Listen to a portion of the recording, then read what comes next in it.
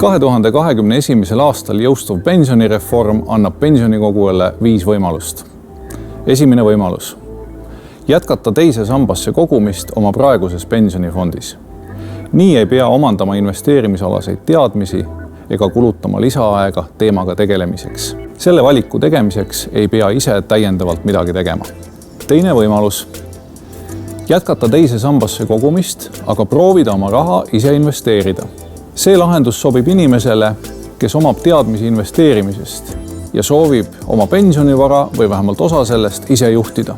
Selle valiku tegemiseks tuleb oodata 2021. aasta aprillini, sest siis saab esitada avaldusi pensioni investeerimiskonto avamiseks. Kolmas võimalus. Katkestada teise samba sissemaksed, kuid jätta raha sambasse kasvama. Koos enda sissemaksete peatamisega lõpetab sissemaksed ka riik. Makseid saab jätkata mitte varem kui 10 aasta pärast. Selle võimaluse kasutamiseks tuleb esitada avaldus alates 2021. aastast. Neljas võimalus. Katkestada teise samba sissemaksed ja võtta kogu raha korraga välja. Summa pealt tuleb maksta tulumaks 20% ja enne 10 aasta möödumist ei saa teise sambaga uuesti liituda. See võimalus võiks sobida inimesele, kellel on olemas plaan oma tuleviku sissetulekute kindlustamiseks.